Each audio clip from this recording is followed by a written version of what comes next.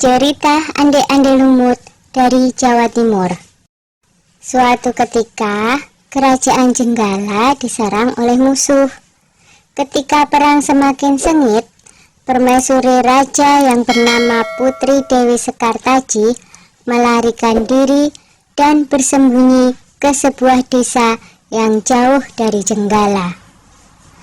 Untuk menjaga keselamatannya, ia menyamar sebagai gadis kampung.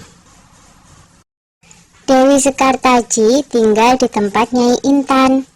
Nyai Intan adalah seorang kaya yang mempunyai 3 putri, yaitu Kelenteng Abang, Kelenteng Ijo, dan Kelenteng Biru.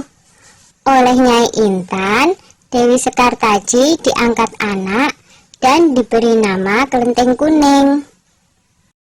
Setelah keadaan di kerajaan Jenggala kembali tenang dan aman, sang pangeran mencari jejak istrinya. Ia pergi dan menyamar menjadi seorang pangeran yang sedang mencari jodoh. Panji Asmarabangun menyamar dengan nama Ande-Ande Lumut, lalu membuat sayembara. Dalam waktu singkat, berita sayembara itu tersebar jauh hingga ke desa si Kelenteng Kuning. Kelenteng Abang, Ijo, dan Biru mendengar kabar sayembara itu. Mereka sangat senang dan ingin mengikuti sayembara itu. Kita harus berhias agar terlihat cantik dan memikat sang pangeran, kata Kelenteng Abang. Benar sekali, kita akan memakai pakaian dan perhiasan yang paling bagus, kata Kelenteng Ijo. Hai Kelenteng Kuning, kamu tidak usah ikut sayembara ini, karena kamu mendapatkan pangeran. Lebih baik kamu mencuci baju di sungai, perintah Kelenteng Abang sinis. Ketika Kelenteng Kuning sedang mencuci di sungai, tiba-tiba seekor burung bangau datang menghampirinya. Anehnya, burung itu bisa berbicara dan kedua kakinya menggenggam sebuah cambuk. Wahai Tuan Putri, pergilah ke desa Dadapan mengikuti sayembara itu. Di sana Tuan Putri akan bertemu dengan Panji Asmarabangun. Bawalah cambuk ini, siapa tahu nanti dibutuhkan, ujar sang bangau sambil meletakkan cambuk itu di atas batu. Burung bangau itu lalu terbang ke angkasa dan menghilang sebelum Kelenteng Kuning menjawabnya. Kemudian Kelenteng Kuning kembali ke rumah dan berangkat menuju desa Dadapan. Sementara itu, di tepi sungai Bengawan Solo, ketika saudara dan ibu angkatnya bingung karena harus menyeberangi sungai, tetapi tidak ada perahu. Bagaimana cara kita menyeberang, Bu? Tanya Kelenteng Ijo dan saudarinya. Lalu mereka melihat seekor kepiting raksasa. Kepiting itu adalah Yuyu Kangkang, utusan Ande-Ande Lumut.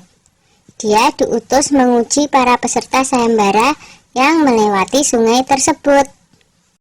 Hai kepiting raksasa, maukah kau membantu kami menyeberang sungai? Pinta Kelenteng Abang. Yuyu Kangkang tertawa lebar.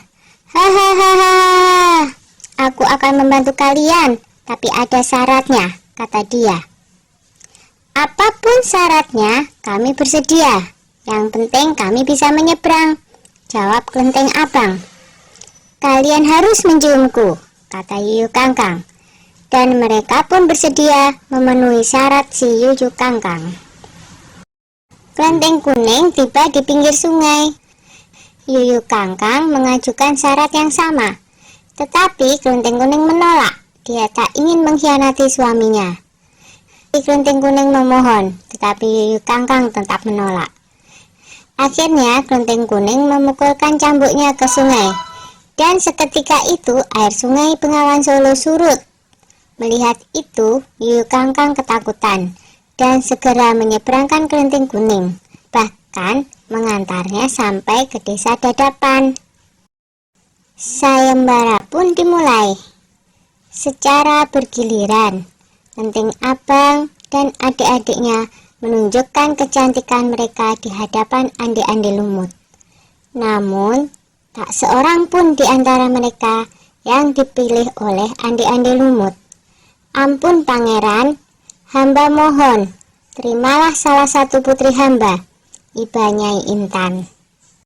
Ande-Ande Lumut menjawab, wahai Nyai Intan, ketahuilah, aku tidak bisa memilih seorang pun dari putrimu, karena mereka telah mencium si Yuyu Kangkang.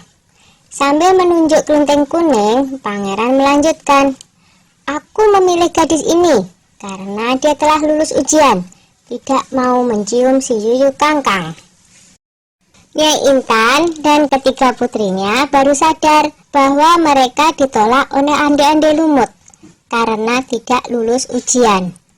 Kemudian Ande-Ande Lumut membongkar penyamarannya dan mengatakan bahwa dia adalah Panji Asmara Bangun. Kelenteng kuning sangat bahagia karena bertemu lagi dengan suaminya. Sudah ya cerita Ande-Ande Lumutnya, jumpa lagi.